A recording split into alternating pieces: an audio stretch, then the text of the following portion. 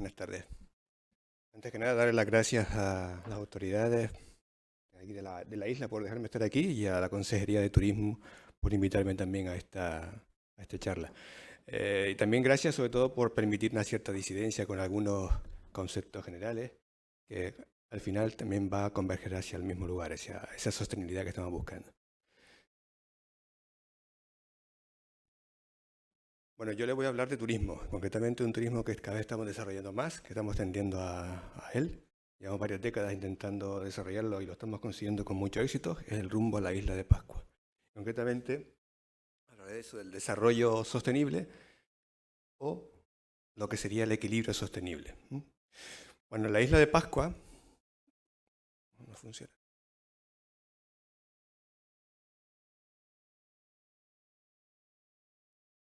Ahora sí. Bueno, el 5 de abril del año 1722, justamente el día de Pascua de Resurrección, el navegante holandés, no sé si lo pronunciaría bien, Jacob Rugenberg, algo así se llamaba, descubrió la isla de Pascua, justamente en medio del Pacífico, en lo que hoy serían las aguas territoriales de Chile, y por eso, por esa fecha le llamó así, le llamó Isla de Pascua. Sin embargo, esta isla que él encontró no era igual que el resto de las islas que habían visto en el Pacífico, no era una isla paradisiaca con playas de arenas rubias y palmeras y nativas así en bastante sugerente, ¿no? Sino que encontró una isla totalmente, digamos, miserienta, o sea, prácticamente sin árboles, la gente pasando hambre, desarropada, vamos, con muchas carencias. Y él, cuando llegó ahí, se preguntó un poco qué es lo que había pasado, por qué esa gente estaba así, qué es lo que había pasado en esa isla que no era igual que el resto de las islas. La diferencia de Pascua con el resto de las islas del Pacífico es que está totalmente alejada del resto del sistema. No, no es una isla que tenga unas conexiones fáciles, está, como decía antes el profesor Lobo, de Hawái, muy lejos del continente y también muy lejos del resto de las islas del entorno de lo que sería la Polinesia, ¿no?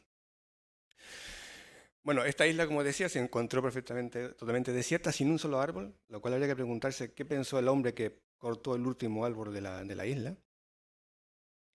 Y se preguntaba eso, ¿por qué esta isla era distinta? ¿Qué es lo que había pasado ahí? Y también encontró, curiosamente, rasgo de una cultura, digamos, brillante, ¿no? Con los moais, una serie de estatuas enormes que pesaban toneladas, que habían sido trasladadas de unas montañas que estaban en el centro de la isla hasta diferentes puntos de la costa. Y todos esos moais, esas estructuras, esas esculturas miraban hacia el mar, como un poco preveyendo la llegada de los dioses que vendrían de otra parte de la Polinesia que ellos conocían de sus ancestros, ¿no? Pero ¿qué es lo que había realmente sucedido en esa isla? ¿Qué es lo que había pasado para que no hubiese ningún árbol, para que hubiese tanta miseria? ¿No? Que no coincidía con el resto de la Polinesia. Bueno, los polinesios habían llegado a esa isla en el año 1200 aproximadamente, le llamaron Rapa Nui. O sea, no es la isla de Pascua que nosotros, sino la isla de Rapa Nui es el nombre original. Y rápidamente comenzaron a desarrollar su cultura, la cultura de los moais, a generar ese tipo de grandes estatuas que trasladaban gracias a los árboles que cortaban, las palmeras que cortaban y lo usaban como una especie para hacerlas rodar de las laderas hacia abajo hasta llegar a la costa donde las montaban con grandes esfuerzos, ¿no? Esta isla es una isla bastante pequeña, de hecho es la mitad de La Gomera aproximadamente, unos 160 kilómetros cuadrados. Pero como decía, es una isla que está totalmente, digamos, aislada del resto del entorno geográfico próximo, continental o insular. Y de alguna manera el desarrollo de esta cultura de los Moai, pues consiguió que la isla prácticamente se degradase totalmente y el ecosistema quedase totalmente, digamos, arrasado, ¿no? Y con ello, pues también quedó en situación, digamos, lamentable la cultura que se había desarrollado en torno a esta isla y a esos recursos naturales que habían sido sobreexplotados. Bien, desde entonces esta isla de Pascua, o lo que pasó en la isla de Pascua, se considera como una especie de paradigma de lo que puede ser como una cultura brillante, puede llegar a su cenit y de repente colapsar, o sea, desaparecer, simplemente por un mal uso, una sobreesfuerzo, una sobreexplotación de los recursos naturales que tiene la población de los que dependen, ¿no? Es decir, que el desarrollo en este caso de esta cultura, está fundamentado en una estructura social, económica, en este caso basada en el poder de construir esos moai, de ese prestigio que daba a los dirigentes de esas diferentes tribus que formaban parte de esa estructura social, pues le daban ese prestigio, ese poder, que estaba basado en esa, cuanto más Moais construían, pues mayor prestigio, mayor poder tenían dentro de esa sociedad. Evidentemente, esa forma de pensar superó la capacidad de carga del sistema y entra un concepto nuevo, capacidad de carga. Luego intentaré desarrollar qué significa capacidad de carga, qué podemos entender por eso. Bien, se sobrepasó la capacidad de carga del sistema natural y eso hizo que la cultura, la sociedad total, colapsase, ¿no? Colapsase de forma, digamos, rapidísima y además porque no era sostenible. El sistema no soportaba esa capacidad de cortar árboles y generar más Moais y más estructuras de poder para visualizar un poder que realmente no se tenía, ¿no?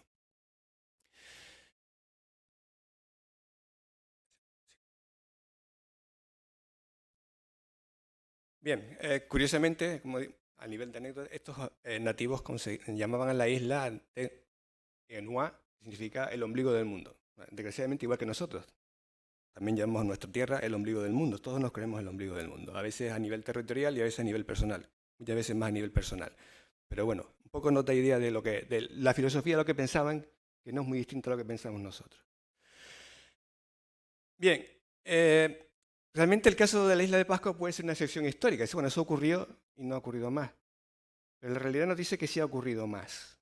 Y hay un libro, que pongo ahí la referencia bibliográfica de Jared Diamond, del 2007, que un poco les puede dar más ejemplos de sistemas similares, de colapsos de civilizaciones totalmente desarrolladas, como puede ser la Maya, por ejemplo, pero también civilizaciones más o menos actuales, que también han ido recorriendo el mismo camino, han ido hacia la misma ruta turística de la isla de Pascua.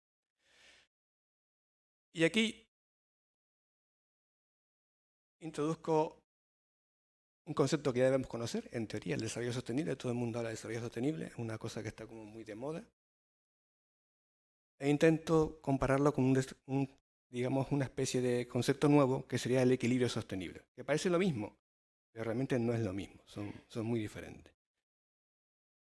El desarrollo sostenible, la definición que da Brundtland en el año 87, es aquel que podemos alcanzar para satisfacer las necesidades de las generaciones actuales sin comprometer las necesidades de las generaciones futuras. O sea, cualquier desarrollo que no sea irreversible. De alguna manera, los que vengan después puedan disfrutar de la misma situación que nosotros. Sería el desarrollo sostenible. Pero la palabra desarrollo implica un crecimiento, algo que también tenemos muy integrado, o sea, ir cada vez a más. Hoy tenemos un coche, si mañana podemos tener otro coche más potente, mejor, una casita, o un piso. Es decir, todos pensamos en desarrollo sostenible, pero siempre no como algo estático, sino como algo que va a más. De hecho, la economía mundial no para en un PIB, sino intentamos siempre que el PIB vaya subiendo y que toda la estructura vaya creciendo. Pues ese crecimiento es un poco contradictorio con la palabra sostenible. Por lo menos lo que estamos pensando como sostenibilidad, como algo que pueda permanecer en el tiempo. El crecimiento en el tiempo, pues prácticamente sería insostenible, que es lo que ocurrió con la isla de Pascua. Bien, la capacidad de carga, que fue el concepto que les hablé antes, es la capacidad máxima que un sistema natural, soporta de materia orgánica, de materia viva, o sea, de animales, de ecosistemas. Es lo máximo que puede soportar. Y además, esa capacidad de carga no es una constante, no es que siempre sea igual, sino que va cambiando en el tiempo. Va cambiando en función de un montón de parámetros que ahora iremos un poco definiendo. O sea, es cuántas personas pueden vivir en una ciudad que tenga un límite espacial concreto, tanto digamos, a lo ancho como a lo alto. Pueden vivir una serie de personas en función del número de casas que haya. Más de esas personas tendrán que vivir en la calle o vivir por fuera. Esa sería la capacidad de carga de una ciudad. Pues el de una isla es igual y el del planeta también tiene una capacidad de carga. O sea, no podemos vivir más de los que el planeta soporta, a los que el planeta puede alimentar. Los que estemos por encima de ese número se mueren de hambre. Bien, como decía, esa capacidad de carga no es un valor fijo en el tiempo, sino que puede ir variando en el tiempo en función de una serie de parámetros que se llaman factores limitantes. Limitantes o factores de regulación. Por ejemplo, el espacio. El espacio es un factor limitante claro. O sea, donde caben 10, solo caben 10. Los demás están por fuera. Depende también de la temperatura, de la profundidad, de la presión, de una serie de factores, digamos, bioclimáticos que de alguna manera también limitan quién puede estar y quién no puede estar, qué especies pueden sobrevivir y qué especies no pueden sobrevivir. La cantidad de alimentos disponibles es un factor también importante. Y luego tenemos otra serie de factores que llamamos bióticos, que pueden ser las interacciones con el resto de especies. O sea, ¿quién se come a quién? ¿Quién compite con quién? O sea, ¿cómo compartimos esos recursos con el resto de organismos, el resto de seres vivos que están en el planeta? Podemos simplemente el caso de Ucrania y Rusia. Es una interacción de tipo entre dos grupos sociales que están compitiendo por una serie de recursos concretos. Puede ser el territorio, puede ser el poder, puede ser el prestigio social, lo que ustedes quieran. Pero siempre hay una competición y por tanto hay una serie de factores que van a limitar la capacidad de carga de ese sistema. ¿Quién vive en ese lugar? Bien, la capacidad de carga, como decía, es una cuestión variable y no es una cosa novedosa. Ya cuando José interpretaba los sueños del faraón, ya estaba dando un ejemplo de lo que es capacidad de carga variable. Habló de las 7 vacas gordas que llegaban, que eran años muy buenos, que luego venían precedidos de 7 vacas flacas que se comían a las vacas gordas, los 7 años malos. O sea, que hubo unos años muy buenos que el sistema permitía una mayor capacidad de carga y unos años muy malos que el sistema no permitía esa capacidad de carga, sino todo lo contrario, daba una barrida al sistema. Entonces hay que prever que el sistema puede oscilar y por tanto no podemos irnos a los máximos, porque si nos vamos a los máximos, llegará un momento en que el sistema diga hasta aquí llegamos y caemos. ¿No? Y así han pasado con un montón de civilizaciones, que estamos en los máximos y de repente una crisis, un virus, una guerra, falta de comunicación, falta de recursos, hace que el sistema colapse. Porque no hemos preveído que el sistema tiene esa variabilidad natural. Y también parte artificial, ¿no? Bien, aquí tienen un ejemplo. Esa gráfica que ven ustedes en negro es la reconstrucción de la biomasa de sardina, de anchoa en el Pacífico, desde el año 200 hasta la actualidad. Año 200 cuando no había sardina allí, o no había nadie para contarla, pero se registraron a partir del grosor de los sedimentos que estaban en los sedimentos de la costa de California. Y pueden ver que la sardina oscilaba a lo largo del tiempo, ha ido oscilando para arriba y para abajo, ¿no? Y la que tienen por encima en rojo es la reconstrucción de la temperatura del agua de mar a partir de corales o a partir de registros en el hielo y demás. Cuando los movemos, fíjense cómo no se ve la transparencia, pero debería haber sido más transparente, pero no sé por qué no lo mantiene. Las dos curvas coinciden. Es decir, de alguna forma el sistema ambiental, la temperatura del agua de mar, está controlando la población de sardinas que podrían haber en ese lugar. La sardina es un organismo vivo y por tanto el ambiente es el que va a limitar cuánta sardina puede haber en cada sitio, en cada momento. Años buenos, las sardinas llegan al máximo, años malos, las sardinas desaparecen hasta mínimo. Aquí tienen otro ejemplo. Este es el pulpo, aquí en el banco sahariano. En la parte superior, izquierda, tienen la curva de capturas del pulpo en el banco sahariano, en la costa aquí próxima a nosotros, hecha por la flota española. Bueno, son los datos de FAO. Ven que hay una fase inicial que crece mucho, que es la fase de construcción de la pesquería. En los años 60 comienza a pescarse el pulpo y crece hasta el máximo. Luego desciende, hace un pequeño subida, vuelve a descender y última subida. No sé si esto tiene un puntero. Sube, baja. ¿Sí, no? Y debajo tienen la misma curva, pero esta de temperatura. Temperatura del agua de mar.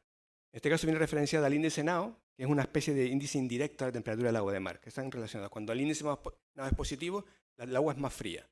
Cuando el índice NAO es negativo, el agua es más caliente. Si bien cuando el índice NAO es positivo, el agua es más fría, es decir, el afloramiento africano es más potente, el pulpo sube, hay más pulpo, porque hay más productividad primaria, más comida. Cuando la temperatura baja, el pulpo baja.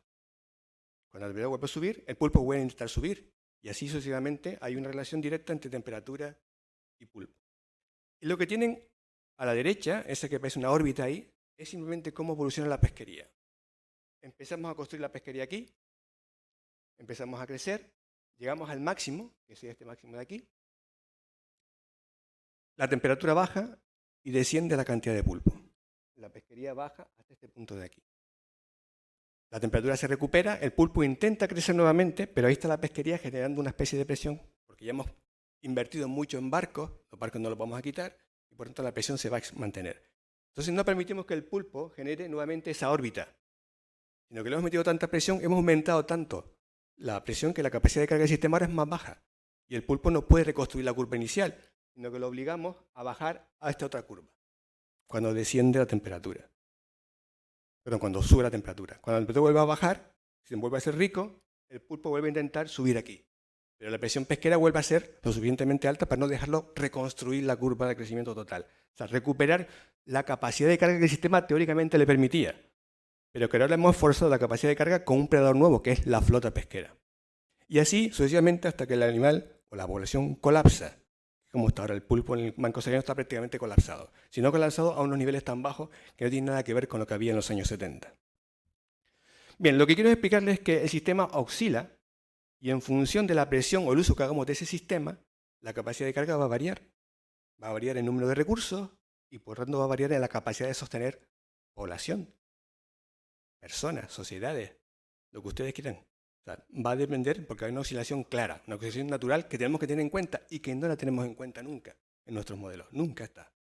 Asumimos que eso es una cosa que crece constantemente y no es así. Bueno, esto es un poco lo que sí, para explicarles lo que es la nada positiva y la negativa. O sea, cuando tenemos el anticiclón de las Azores aquí, en Azores, el alisio es fuerte, es en verano, el alisio llega, el afloramiento africano es potente, ¿no? Sube agua fría del fondo, rica en nutrientes y la vida explota. Hay pulpo por todos lados, hay fitoplancton, isoplancton, hay peces y sardinas. Cuando el sistema cambia, y el anticiclón de las Azores se vuelve un poco más o hacia América o sube más hacia la península, el viento se nos mete del sur. El agua es más cálida, el afloramiento tiene menos potencia, hay menos capacidad productiva del sistema. Pero ocurre aquí y ocurre con los monzones en la India y ocurre en todo el planeta. Esa variabilidad es natural. Y esa variabilidad es la que hace una serie de efectos, como puede ser el fenómeno del Niño, que genera una serie de desastres naturales tremendos, pero también tiene consecuencias tremendas en la capacidad de carga de los diferentes ecosistemas marinos y terrestres. Bien, eso simplemente para que veamos que el desarrollo sostenible tiene una limitación, que es la que marca la propia naturaleza, con su variabilidad natural. Bien, por tanto, la sostenibilidad va a depender de la capacidad de carga de los sistemas naturales. Y además, esta capacidad de carga es variable. Incluso puede decrecer.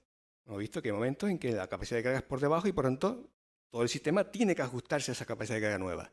Y si los sistemas económicos de alguna forma dependen de los recursos naturales, de alguna manera el desarrollo sostenible no es sostenible. Porque no se está adaptando a esa variabilidad natural que tiene el sistema. Bueno, eso es a nivel general.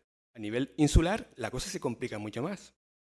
Porque tenemos una, digamos, falta de conexión con otros elementos que nos pueden proporcionar cierta capacidad de, digamos, de aumentar artificialmente la capacidad de carga. Bien, los sistemas humanos pueden de alguna manera aumentar esa capacidad de carga de forma artificial. La tecnología es una capacidad que nos permite aumentar esa capacidad de carga. Si nosotros construimos una potabilizadora, pues nos va a proveer más agua que la que daría el sistema por lluvias naturales. Y nos da esa capacidad de aumentar, de estar un poquito por encima de ese nivel crítico que nos marca el sistema. La globalización también es otra forma de hacerlo. Intercambiando productos, comprando recursos. De esa manera también podemos sobrepasar ese límite natural, pero hasta cierto punto. Porque también nuestro sistema tecnológico, nuestro sistema, digamos, de globalización es también dependiente de las condiciones naturales y sociales. Ahora mismo, pongamos que tengamos muchos tractores y podemos, en caso de desabastecimiento, coger y ponernos a arar tierra y plantar papas para toda la población canaria. Pero es que esos tractores dependen del petróleo que viene de otro sitio. O sea, de esa globalización, de esa, digamos, cierta carga artificial que hemos añadido o ficticia, que estamos sobrepasando el sistema natural. O sea, que hay un riesgo importante. Y ese viaje a la isla de Pascua tiene sus riesgos. Tiene sus riesgos. ¿Que se pueden minimizar? Por supuesto que sí, si somos capaces de darnos cuenta cuál es nuestro límite. Bien. Las necesidades crecientes de una población creciente superan con mucho la capacidad de carga del sistema. Y también superan con mucho la capacidad de carga del planeta. Concretamente, actualmente, digamos, la demanda media de recursos del planeta entero es de 1,7 veces el planeta, es casi 2 veces el planeta.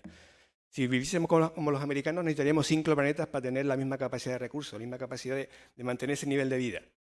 O sea, que hemos superado con mucho la capacidad de carga del planeta. Ya no digo de cada uno de los sistemas, puede ser que hay sistemas que estén menos sobreexplotados y otros que están más sobreexplotados. Y Canarias es uno de los que están muy sobreexplotados. Y tener un poco para que se den una idea de qué es lo que estoy hablando. Bueno, Canarias, bueno, a nivel del planeta, pues estamos dirigiendo un poco, estamos dirigiendo a eso, a hacer una isla de Pascua, digamos, en plan enorme, ¿no? Tenemos una superpoblación, ya estamos superando los casi 8.000 millones de habitantes. El cambio climático es un fenómeno, digamos, un síntoma claro de que estamos sobrepasando esa capacidad. Hemos degradado con mucho los suelos, con fertilizantes, con insecticidas, con un montón de elementos tóxicos. La hidrosfera también la estamos contaminando con plásticos y con un montón de porquerías. Tenemos sobreexplotado la mayoría de los recursos. Este cambio climático no es una cosa novedosa, se ha dado cambios climáticos a lo largo de la historia. La diferencia de este con los anteriores es que tenemos dos elementos importantes: sobrepoblación y sobreexplotación, que antes no se daban. Con lo cual va a ser más difícil de mantener una sobrepoblación con unos recursos que están sobreexplotados. Y eso requiere que nos pongamos también un poco a pensar en estrategias que nos permitan soportar ese tipo de cambios, ¿no? Pérdida de biodiversidad. Todos los días perdemos en torno a 300 especies, según se estiman algunos científicos. 300 especies diarias que desaparecen del planeta, en consecuencia de nuestra actividad.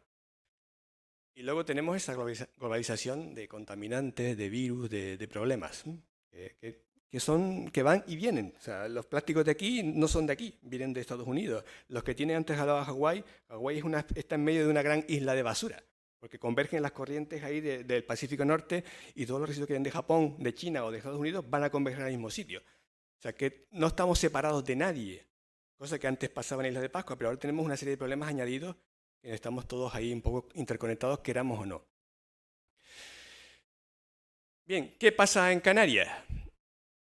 ¿Hasta dónde hemos llegado a, digamos, a esos límites de sobreexplotación? Bueno, tenemos la deforestación, es un elemento común en todo el archipiélago, no es nada, la cubierta vegetal que tenemos hoy no tiene nada que ver con la que habían hace 200 años, nada que ver, la foto es totalmente diferente.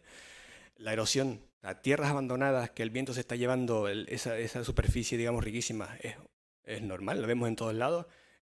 Invernaderos abandonados, plásticos por todos lados, tierra llena de piedras porque ya la tierra se la ha llevado el viento. Desertización, por tanto, tenemos una reducción del acuífero enorme en todas las islas y además el que nos queda está salinizado. Tenemos una mala planificación urbanística, casas por todos lados, ciudades, digamos que ya ocupan espacios que pueden ser de interés agrícola, ahora están ocupados por chalés. Hay un desorden total en la forma de planificar las construcciones urbanas, contaminación, pérdida de hábitat, biodiversidad, especies nuevas que están apareciendo, otras que están desapareciendo, algunas introducidas por nosotros de forma artificial, otras que están llegando facilitadas por nosotros o por el cambio climático, y luego tenemos la superpoblación que antes también hablaba el profesor Lobo, que son esos 558 habitantes por kilómetro cuadrado, que supera con mucho, duplica la densidad de China o la densidad de la India, ¿no? Que son los países más poblados del planeta, ¿no? Estamos el doble por encima. Bien, y en el tema en el mar, pues hemos conseguido prácticamente lo mismo. Sobrepesca. Yo luego le daré un dato para que se hagan una idea de hasta dónde hemos llegado con la sobrepesca. Planificación, ocupación de costas con diques, escolleras, como hablaba antes también el profesor Lobo, que hemos construido, vamos, se nos ha ido la mano poniendo kilómetros de diques en el mar, muchas veces para nada, porque no sirven para nada. Vertidos de aguas residuales, hablaban de unos 400, 500 puntos de vertidos residuales a nivel de toda Canarias, no sé cuántos ilegales. Basura, perdón. Y luego la introducción de especies exóticas, tanto terrestres como marinas, ¿no? Pero marinas cada vez son más, por las plataformas petrolíferas, por las aguas de lastres, por el cambio climático, por lo que ustedes quieran, pero que están de alguna forma cambiando los equilibrios marinos. Y para que se hagan una idea hasta dónde hemos llegado, fíjense, en solo 40 años o 50 años, de años 70 a la actualidad, hemos perdido el 90% de la biomasa de peces. O sea, hoy, en el mar, en nuestro mar territorial que hablaba antes el profesor Lobo, nos quedan el 10% de los peces que había cuando nosotros nacimos aproximadamente. El 10%. Los demás nos los hemos comido. O nos los hemos mal comido, porque algunos los hemos tirado. Además, que los que nos quedan son cada vez más pequeños, ¿ven? La talla media, esto está sacado de fotos antiguas. Mira, comparando fotos antiguas, las fotos que sacan los pescadores que siempre van a sacar la foto con el pez más grande que han pescado, cuando miramos esa foto vemos como cada vez los peces son más chicos. De la misma especie, pero más pequeños. Y esto que tiene aquí abajo es el mero. El mero es la especie emblemática, ¿no? Pues en los años 60 se cogían meros con pesca submarina, con esos fusiles de liga de 1,20 m. Y era muy frecuente ver fotos con gente con 5, 6, 10 metros de 1,20 m, 1,10 m, 1,20 m. Hoy apenas superan los 30 centímetros. Los mejores pescadores con los mejores fusiles, apoyados con Zodiac, con lo que ustedes quieran. O sea, eso es lo que hemos conseguido en el mar. ¿Es sostenible? Evidentemente, si me preguntan a mí, digo que no. Quizás haya gente que tenga otra opinión, posiblemente pescadores profesionales, recreativos, y mucha gente puede decir que sí, que es sostenible, que lo están haciendo bien. Porque están pescando lo grande, lo que permite la ley, lo que hay. Pero quizás la ley es muy permisible en muchas cosas, ¿no? Bien, los sistemas terrestres antropizados, por tanto, tienen una capacidad de carga que pueden ser más o menos, digamos, amoldables con la tecnología, con el tema de los intercambios de recursos, pero el sistema marino es prácticamente imposible de actuar sobre él. O sea, no tenemos capacidad tecnológica de aumentar la capacidad de carga de un sistema marino. O sea, ni aunque cultivemos peces y los echemos al mar, eso no funciona así. Entonces ahí tenemos un elemento que es, digamos, importante. Y además, otro problema es que no tenemos niveles de referencia. O sea, no sabemos cuántos peces hay de una manera exacta. Ni nos hemos preocupado por saberlo. No es que no lo podamos saber, es que nunca hemos hecho nada por saberlo. Y seguimos pescando a ciegas y seguimos haciendo cosas de la misma manera. Como si eso no pasa, como si el mar fuese, todavía pensamos que es inmenso, inacabable, que llega hasta el otro lado del planeta, da la vuelta. Y no es verdad. Nuestro mar territorial tiene unos límites físicos claros. La profundidad. Y de entre una isla y la otra hay 1.000, 2.000, 3.000 metros que los peces no pasan, aunque nosotros pensamos que pueden nadando de un lado a otro. No lo hacen. Por lo tanto, tenemos unos límites espaciales muy claros. Nuestro mar no es infinito, ni este ni el resto. Pero seguimos pensando que el mar es de todos, es de nadie, y que podemos hacer lo que nos da la gana, igual que hacemos en tierra, que seguimos haciendo lo mismo, tirando basura por todos lados. Pues en el mar, encima, lo podemos esconder. Bien, en este caso es necesario aplicar el principio de precaución. O sea, cuando no conocemos una cosa bien, pues debemos ser precavidos. Hasta que no lo conozca bien, voy a ir a lo mínimo. Ya iremos luego creciendo si Dios nos lo permite. Y de esa forma intentar llegar en lo posible a aproximarnos a ese equilibrio sostenible, o sea, a ese punto donde el sistema tiene esa capacidad de responder sin pasarnos al otro lado, a la curva de puntos máximos, que nos puede llevar sorpresa. O sea, podemos llegar a aproximarnos a esa situación, digamos, de mínimo que permite el sistema para adaptarnos y que luego, si el sistema está mejor, pues igual que hacemos un poquito, pero con la capacidad siempre de dar marcha atrás, para quedarnos siempre en esa situación de equilibrio que sea el punto óptimo. ¿Cuál es? Es fácil de saber, simplemente es cuestión de que nos pongamos a averiguarlo, que invirtamos en eso, no que sigamos mirando para otro lado, como si esto fuera infinito. Como decía el profesor antes, poder seguir construyendo y creando ciudades y creando y introduciendo gente en la isla como si esto fuera prácticamente una extensión del continente, que no lo es. Bien, es decir, lo que tenemos que intentar es conseguir cuál es ese nivel y solamente consumir lo que el sistema produce en exceso, el excedente. Y ese excedente es que nos va a permitir de alguna forma mantener ese equilibrio sostenible. En el tiempo que nosotros podemos de alguna forma, en cierto modo, amoldar en función de nuestras capacidades tecnológicas en cada momento. Ir adaptándonos a eso, crecemos, reducimos en ese nivel, en esa franja de seguridad. O sea, pero no de una manera, digamos, inconsciente, que lo estamos haciendo de forma inconsciente o quizás más que inconsciente, irresponsable. Porque no es por falta de información, es por falta de meternos a hacer las cosas que tenemos que hacer. Porque nadie quiere poner ese cascabel al gato.